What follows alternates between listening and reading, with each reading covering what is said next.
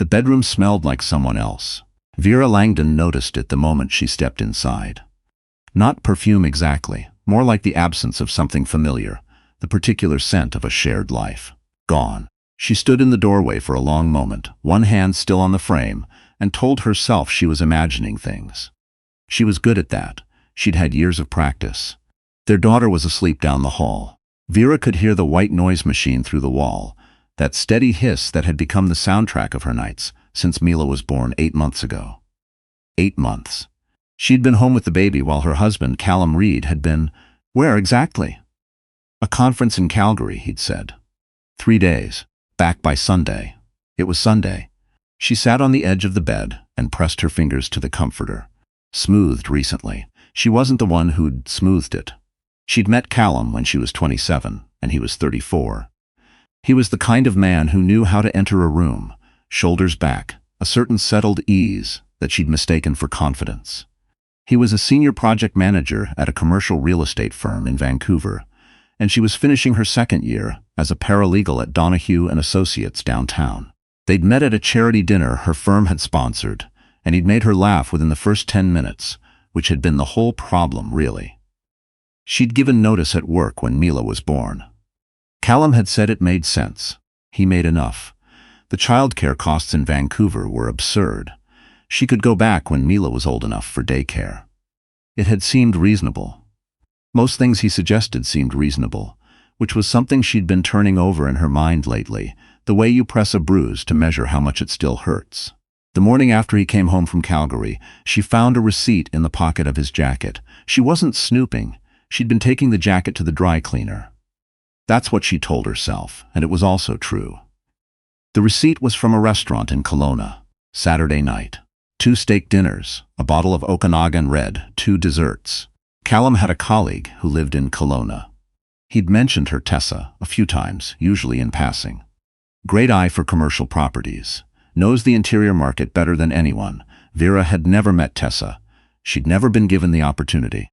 She put the receipt back in the pocket, took the jacket to the dry cleaner, came home and fed Mila sweet potato puree, and watched her daughter's face go through its full repertoire of expressions and thought, with a calm that frightened her a little. I need to be sure before I do anything. She started paying attention in a way she hadn't let herself before. Not obsessively. She was too tired for obsession, too deep in the fog of interrupted sleep and solo infant care to sustain anything that required sustained focus.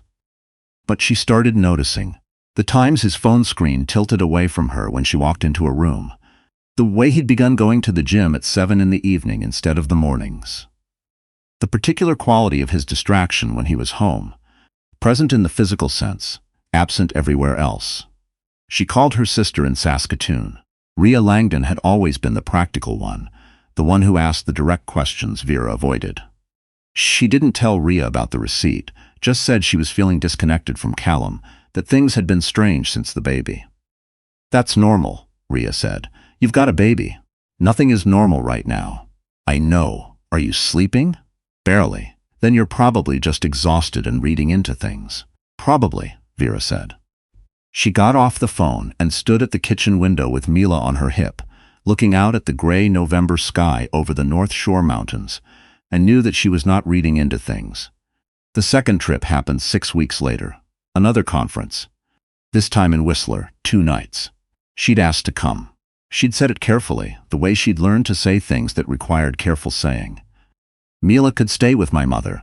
We haven't had time alone since she was born. It might be good for us. Callum had been quiet for a moment in the particular way that meant he was calculating. Then he said the timing was bad. There were client dinners every night. He'd barely see her. It wasn't worth making the trip for nothing. She'd nodded. She'd said she understood. After he left, she called Marguerite Tran, who had worked with her at Donahue and Associates, and had since moved to a family law boutique on West Georgia. They had lunch every few months, the kind of friendship sustained by genuine liking and insufficient time. Vera asked if Marguerite could recommend a private investigator. For a friend, she said, though Marguerite was smart enough not to press on that. The investigator's name was Paul Inkster. He was retired RCMP, quiet, efficient, and thorough, in a way that felt almost unkind when the file arrived in her email 2 weeks later. The photographs were exactly what she'd expected, and still somehow worse for being real. Callum and Tessa Wainwright at a restaurant patio in Whistler. Tessa Wainwright holding Callum's hand across a table. Callum laughing, entirely at ease, in a way Vera hadn't seen him laugh at home in longer than she could remember. She read through the rest of the file. Dates, locations, call logs. Inkster had managed to cross-reference. And then she closed her laptop and sat very still in the kitchen while Mila napped and let herself feel it. The betrayal. The months of small lies she'd taken as truth because she'd wanted to. The particular humiliation of having been careful, of having decided to be sure before acting, and finding out that her instincts had been right from the very beginning. Then she picked up her phone and called Marguerite back. Marguerite was thorough in her own right. She walked Vera through everything, what she was entitled to under BC family law, what the likely trajectory of asset division would look like given their financial situation, what custody arrangements typically looked like for a child under one. She was matter-of-fact about it, which was what Vera needed. Not sympathy, she had enough of that pooling up inside her, threatening to drown her, but clarity. A map of what came next. "Do you own the house jointly?" Marguerite asked. "Yes. Any accounts that are solely in his name?" "His business account. And there's an investment account his parents helped him set up before we were married. Separate property." "Okay. We can work with this." "When do you want to file?" Vera had thought about it. She'd been thinking about almost nothing else. "I don't want to file until I have somewhere to go," she said. "I don't want to still be in the house when he realizes what's happening." Marguerite had paused. "That's wise," she said. "Are you thinking your mother's?" "No. She's in a one-bedroom in New Westminster, and she'd tell him where I was. Not out of malice, just because she wouldn't understand why she shouldn't. Rhea. Saskatoon's a last resort. I want to stay in the city. Mila has a pediatrician here. I have—" She stopped. She'd been about to say I have a life here, but that wasn't quite accurate anymore. She had the infrastructure of a life. "I have everything she needs here." "I'll help you find a sublet," Marguerite said. "Leave that with me." Vera didn't tell Callum anything. She understood, in a way she hadn't before, why people described betrayal as a kind of cold. Not the hot grief she'd braced for. That came later, in waves, usually at 2 in the morning when Mila had finally settled and the apartment was quiet. But a functional coldness. She made his coffee in the mornings. She asked about his week. She laughed at appropriate intervals. She was an excellent actress, which she hadn't known about herself. Or maybe she had, and had just never had occasion to use it this way. She was also very quietly preparing. Marguerite found her a furnished 2-bedroom in Kitsilano. A colleague's place, available for 6 months, while the colleague was on sabbatical in Halifax. It was small, but had a 2nd bedroom that could fit a crib, a building with an elevator, and a parking spot, which mattered more than she'd have thought before she had an infant and a stroller. She paid the first and last month in cash from a savings account she'd had since before she met Callum, one she'd never mentioned because it had never come up. She was grateful now that it hadn't.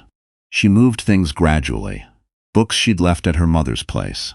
The baby photos she'd printed and framed that were hers, her parents, her grandmother, photos of Mila before Callum had ever touched a camera. The documents, her own SIN card, Mila's birth certificate, the health card, the passports, small enough individually to go unremarked. She made a list. She went through it slowly. She was deliberate in everything she did that winter, because she understood that she would only get one chance to do this right, and Mila didn't have room for her to be anything less than right. The night before she left, Callum came home early. She was giving Mila a bath when she heard his key in the lock.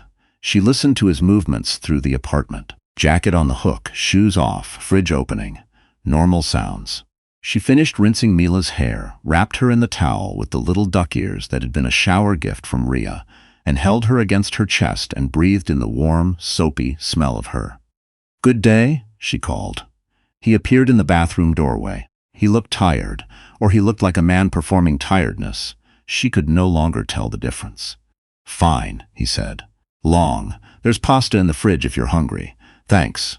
He went back to the kitchen. She settled Mila into the sleep sack, the white noise on, the blinds drawn. She stood in the doorway of the nursery for a moment after Mila's eyes had closed, watching the small rise and fall of her daughter's chest, and thought, By this time tomorrow. At dinner, Callum talked about a property deal in Surrey that had stalled. She asked questions at the right moments. She poured wine for him and water for herself and was so perfectly, quietly herself, or whatever version of herself he'd decided she was, that she almost felt sorry for him. Almost, she didn't. She left at 7 the following morning. Callum had a site visit in Burnaby. She knew his calendar because she'd had access to it for 2 years, a convenience he'd offered and apparently forgotten she had. He'd be gone by 6:30. She'd planned around it. By 7:15 the car was packed. The essentials were already at the Kitsilano apartment. This was the last of it. Mila's car seat, the favorite stuffed rabbit, the monitor, the baby carrier, the 2 boxes of Mila's clothes that Vera had been moving incrementally for the past 3 weeks. Her own suitcase. The photograph of her parents on their wedding day that had hung in the hallway. She took it off the wall at the last moment because it had been hers before anything else had been theirs. She did a final walkthrough of the apartment. The kitchen was clean. The bed was made. She'd left nothing she needed and nothing that would tell him where she'd gone. The only evidence of her departure was the absence of her, and Mila and the car that had been in her name. She left her key on the counter. She did not leave a note. She drove across the Burrard Bridge with Mila babbling in the back seat, pointing at nothing with a fat, uncertain hand, and Vera looked at her daughter in the rearview mirror and felt something she didn't have a name for. Not triumph, not exactly, not yet. Something quieter, the first breath after a long time of holding it. Callum texted at noon when she hadn't answered his call. "Everything okay? Tried to reach you." She waited 2 hours before she replied. By then she was at the Kitsilano apartment, sitting on the floor with Mila crawling circles around her, surrounded by a half-assembled mess of the familiar. She typed, "We need to talk. I've moved out. You'll be hearing from my lawyer." She watched the 3 dots appear and disappear 3 times before his reply came. "What do you mean you moved out? Where are you? What's going on?" She put the phone down, picked Mila up and held her in her lap. Mila grabbed at a board book and shoved the corner in her mouth, entirely unconcerned with the architecture of the rest of her life, and Vera pressed her lips to the top of her daughter's head and said nothing. Marguerite filed on a Thursday. The petition cited adultery and a material breakdown of the marriage. Callum retained a lawyer, Donahue and Associates, of all places, which Vera thought was a bold choice, and the proceedings began in the specific way that family law proceedings in BC began. Slowly, expensively, and with a great deal of paper. He was, in the early weeks, conciliatory, apologetic even. There were texts she didn't fully read, a voicemail she listened to once and deleted, a handwritten note. Handwritten, delivered through his lawyer's office that said he'd made a terrible mistake and wanted to discuss coming back to counseling. She responded to none of it personally. Marguerite handled everything. Then, somewhere in the 2nd month, he stopped being conciliatory. His lawyer filed for joint custody. Vera read the motion 3 times at Marguerite's kitchen table, which was where they usually met because the office felt too formal for conversations that were also partly about survival. She read it and set it down and said, carefully, "He wants joint custody of a child he has never once gotten up with in the night." "Yes," Marguerite said. "He was traveling when she was born. He flew in 6 hours after she arrived. I know, he has never given her a bath. He's never taken her to a doctor's appointment. He doesn't know what formula she uses." "I know," Marguerite said again, and her voice was even, but her eyes were not. "And we're going to say all of that in detail, and we're going to have documentation for every word of it. That's what we've been building." Vera had, in fact, been keeping records since before she'd left. Marguerite had suggested it early on, with the calm of someone who'd seen this particular move too many times before. A log. Dates. Who was present at each pediatric appointment. Who had prepared which meals. Who had gotten up at 2 and 4 and 6 with a screaming infant while the other person slept through it. She documented it with the same quiet, careful attention she'd brought to everything. "His lawyer is going to argue that you removed the child from the matrimonial home without consent," Marguerite added. "I'm the primary caregiver. She was never at risk. I know. That's exactly what I'm going to say." The hearing was held in a courtroom on Smythe Street on a gray February morning. Vera wore a dark blazer over a cream blouse that her mother had once said made her look competent. She wasn't sure whether looking competent was what mattered in a family court hearing, but she'd needed something to focus on when she was getting dressed at 6 a.m., and competent had seemed like a reasonable target. Callum was already in the building when she arrived. She saw him across the lobby and felt less than she'd braced for. He looked like a man who hadn't slept well. He looked like a man who had recently discovered that the life he'd taken for granted had been quietly, methodically removed from his reach. His lawyer, a tall, dark-suited man whose name she'd learned was Fenwick Beauchamp, was speaking close to his ear. Callum wasn't listening. He was watching her. She looked away first. Not because she was afraid, because she had nothing to say to him that wasn't already in the documents. The judge was a woman in her 50s with a steady, unhurried manner that Vera found reassuring. She moved through the submissions with a patience that felt almost deliberate, as though she wanted no one to say afterward that anything had been rushed. Marguerite presented the documentation. All of it. The pediatric records, the pharmacy logs, the photographs time-stamped and captioned, the messages Callum had sent and failed to send during the months when a newborn had needed both her parents and received one. She presented the log Vera had kept, every entry dated, every detail specific. Fenwick Beauchamp argued that Callum was a committed father who had been excluded from the family home by a unilateral decision. He used the word alienation twice. Marguerite pointed out without raising her voice that a father who was committed to his family did not typically spend 3 consecutive weekends in a hotel in Kelowna. There was a recess. Then another. The courtroom had a particular quality of suspended time that Vera had never experienced before. Not quite waiting, more like holding. Everyone in the room caught in the space between what had happened and what would happen next. When the judge returned, she spoke for several minutes. Vera heard the words primary residence with the mother and supervised access pending assessment and review in 6 months, and understood that the worst outcome she'd feared, Mila being handed across like a package deal, was not what was happening today. She didn't cry. She'd thought she might, and she didn't. She sat very still and nodded when the judge addressed the parties, and then walked out of the courtroom with Marguerite and stood in the hallway outside and pressed one hand flat against the wall and breathed. "Okay?" Marguerite said. "Yes," Vera said. "Yes, I think so." She took Mila to the seawall that afternoon. It was cold, the particular cold of a Vancouver February that doesn't commit to winter, but refuses to let you forget it's there. And she bundled Mila into the carrier against her chest and walked until her legs felt more like hers.